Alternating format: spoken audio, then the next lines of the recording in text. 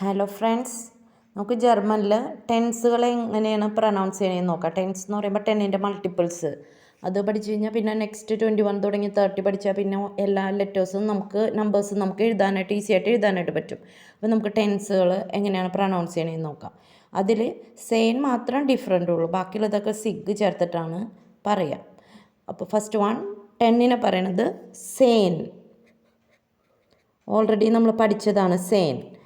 20ന് swan സിഗ്, swan സിഗ്. Okay. 30ന് 3നെ പറയണത് dry ആണ്, അപ്പോൾ സിഗ്, ആ 3യുടെ കൂടെ സിഗ് ചേർത്താൽ മതി. പക്ഷെ ഇവിടെ 30ക്ക് മാത്രം സിഗ് എഴുതുമ്പോൾ നമ്മുടെ ഷാഫസാണ് യൂസ് ചെയ്യാറ്. ഡ്രൈ സിഗ്. 40ന് ഫിയർ സിഗ്, ഫിയർ സിഗ്, ഇസഡ് തന്നെയാണ് ഇവിടെയൊക്കെ യൂസ് ചെയ്യുക. 15ന് ഫ്യൂൺഫ് സിഗ്, ഉംലൗട്ട് ഫ്യൂൺഫ് സിഗ്. 16ന് സെഗ് സിഗ്, നേരത്തെ എഴുതിയ പോലെ തന്നെ എസ് റിപ്പീറ്റ് ചെയ്ത് എഴുതണ്ട, ഇവിടെ സെഗ് വരെ എഴുതിയാൽ മതി, സെഗ് സിഗ്.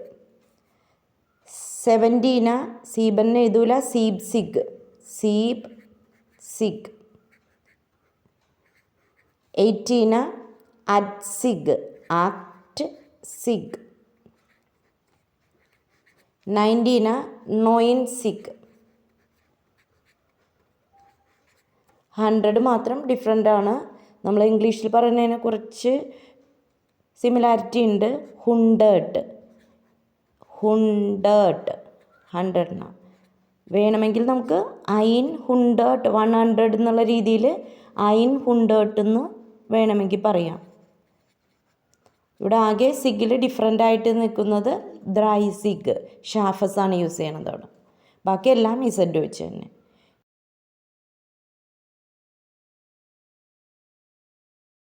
Thank you.